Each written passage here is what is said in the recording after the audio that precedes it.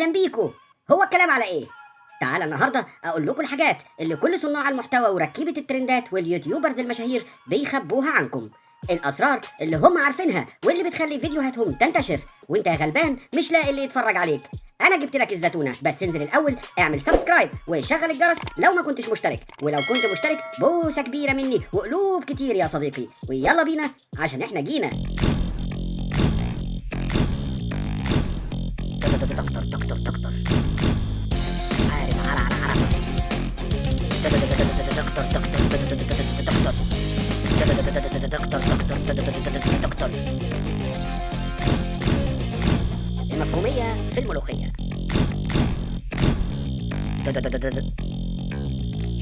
المفهومية في النملية. لما ربنا فتح عليا وبقيت يوتيوبر بقيت اركز في موضوع الترند. اتاري الموضوع له سكتين يا جماعة، سكة علم وسكة فهلوة. نخش في العلم وكلام الارقام والسيرش والاحصائيات، وده اللي بيعرف الترند بانه دراسه اتجاهات الجماهير والتحكم فيها والسيطره عليها ووضع الناس في قوالب جاهزه ومتحضره بحيث ما يحصلش رغي ولا بنبكه بره القوالب دي. وبالتالي لو عايز تعمل موضوع او فيديو او مقال لازم تتحول لبني ادم حكاك، حكاك تحك الموضوع بتاعك في اي ترند شغال هتلاقيه فرقع وطرقع.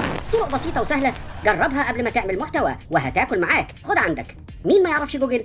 اكتب جوجل ترند هيجيلك. جوجل ترند ده بقى بيقولك الناس بتهرف ايه النهارده، حدد له البلد وهو هيتعامل وهيقولك مين حواليك بيدور على ايه. مثلا محتواك عن الكوره، مولانا جوجل بيقولك الناس النهارده ما بتتكلمش في الكوره، بتتكلم عن محاكمه الشيخ اللي خلع من كل كلامه القديم ولما جبنا فيديوهاته لقيناه لحس كل كلامه. امال ايه اللي تقصده بمعنى يخزن؟ وربنا معنا تختي معنا. تقوم انت عامل ايه؟ تسمي الفيديو مثلا الفار يلغي اهداف الشيخ بتنجان في مرمى القاضي الانسان.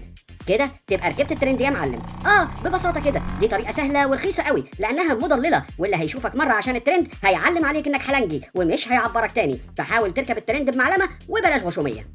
كمان في دلوقتي برامج متخصصه للفيديو الذكي، الاي كيو يعني بتاع الفيديو، شغل فنادق بقى يا حاج. وده بيقدر يقيم قناتك وفيديوهاتك ومشاهدينك واحصائياتك ويقول لك انت ماشي صح ولا بتعك. ولو اشتركت ودفعت فلوس هيقول لك كمان تكتب ايه في العنوان وتنشر الفيديو بتاعك الساعه كام. مالكش في البرامج والدوشه دي؟ خش على اليوتيوب عادي خالص واكتب عنوان موضوعك في السيرش وهتشوف من النتائج مين عمل فيديوهات شبهك وتشافوا ولا لا. مجموعه الاكواد البرامجيه او الخوارزميات بتاعه يوتيوب بتحلل الفيديو بتاعك وعلى الاساس ده بتقترحه للناس تشوفه. الموضوع ما بقاش مرتبط بعدد المشتركين في قناتك قد ما هو مرتبط بالناس بتدوس على الفيديو بتاعك لما يظهر لهم ولا لا. اليوتيوب بيظهر الفيديو بتاعك اكتر كل ما الناس تشوفه اكتر. طب يا ترى ايه اللي يخلي الناس تدوس على الفيديو وتشغله؟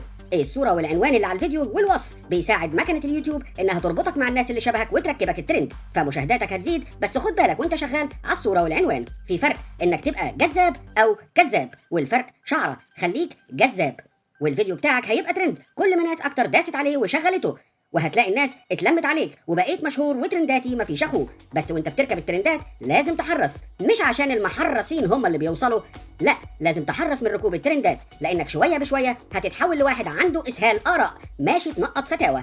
ما ينفعش يعدي موضوع قدامك وما تفتيش فيه، وكأن العيال هيتلموا عليك في الشارع ويزفوك ويقولوا لك اللي ما قالش رايه اهو، اللي ما قالش رايه اهو. كده اقدر اقول لك مبروك، انت بقيت مواطن اكاونت. ما تستغربش. وهنا نيجي للسكه الثانيه من الموضوع، سكه الفهلوه.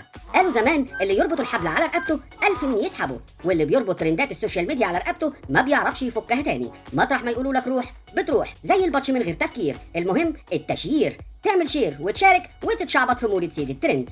لكن بيتعمل ازاي الترند ده؟ اقول لك انا، هدي لك مثال.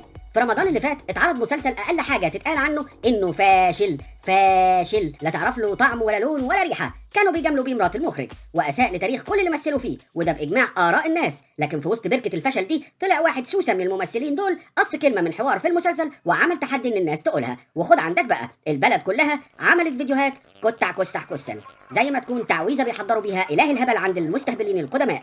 هنا يا صاحبي تعرف يعني ايه ترند؟ يعني بدل ما حضرتك تكتب على فيسبوك مثلا رايك ان المسلسل فاشل، لا، حضرتك فتحت الكاميرا واشتركت في تحدي كسع كتل كلح، قصدي كتل كلع كسح. فتحت الكاميرا وصورت الهبل ده وساهمت في نجاح المسلسل الفاشل يا ساذج يا اكاونت. قولوا ان انتوا كتح كسل كسح فسح مسح فسح كسل حطيت منو كتح كسح كتس، ولانكم كتح كل، ولانكم كتح كتح، ولانكم كتح كح. الجزمه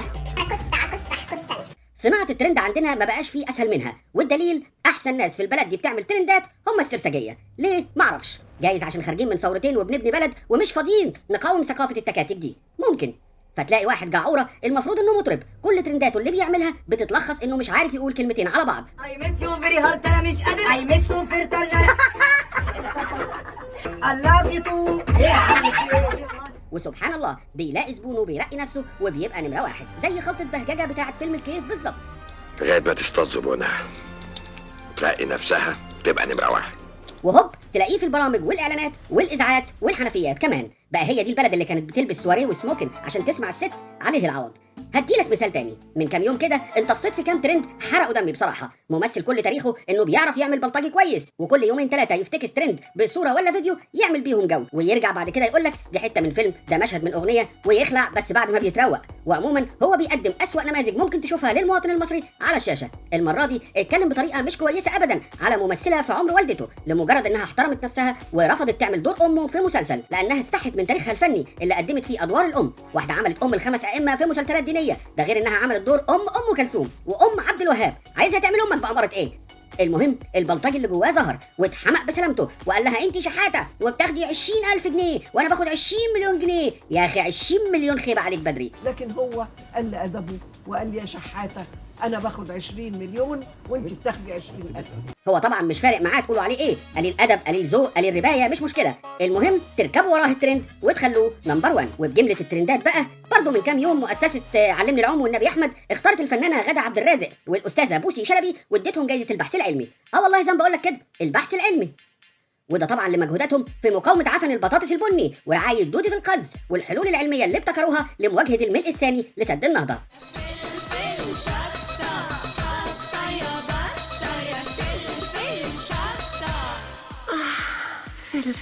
دي امثله للترندات اللي كانت ماشيه الكام يوم اللي فاتوا، حادثه تحرش هنا على حادثه سرقه بالاكراه هناك وتتقضى. لكن نشغل نفسنا بحاجه مفيده؟ لا، نحط حلول لمستقبل العيال اللي امتحنت على التبالت ونجحت وهتخش كليات تطلع دكاتره ومهندسين بخنتريش.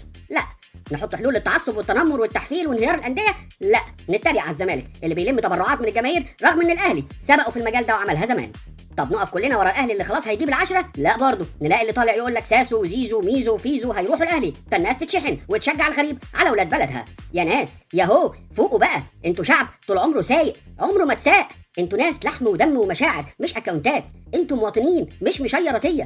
ليه واحده ست بتدق كفته في اوضه نوم تبقى ترند؟ انا بعمل دلوقتي كفته في غرفه النوم على فكره، اقول لهم يا بنتي كده هنا كده فوق النور اللي بايده يطفي ده، ايه الحلاوه دي؟ ومذيعه ومصور وفنيين ومعد ومخرج يروحوا لها لحد السرير يصوروا معاها حلقه كامله في برنامج جماهيري، بعدها تبقى نجمه وبتغني وبترقص فشر نيلي في الفوازير. انا مشهور وليا فانز وانتوا اخركم تلموا كنز ولوكي لوكي لوك. انا ترند التيك توك، انا ترند على التيك توك والصحاب عماله تحك.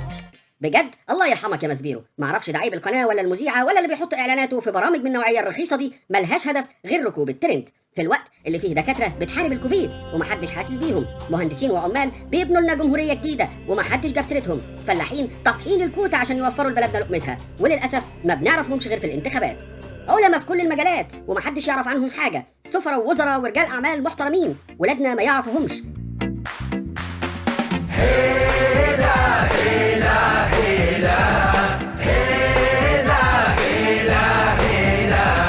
مصر السمرة وأصل الشجرة وقلب القارة ونصيتها، نيلها الوافي وليلها الصافي وده في الحضن أو في بيتها. مصر السمرة وأصل الشجرة وقلب القارة ونصيتها، نيلها الوافي وليلها الصافي وده في الحضن أو في بيتها. هيلا هيلا هيلا هيلا هيلا هيلا. لكن يعرفوا بتوع المهرجانات وحافظين هرتلتهم صم، اصلها بقت بلد ترندات صحيح. ايه انت لسه قاعد بتتفرج؟ قوم اتحزم وارقص على اي مهرجان وارفع الفيديو وشيره، جايز تبقى ترند وساعتها هتدعي لي. دكتور عارف عرفه ابو المفهوميه.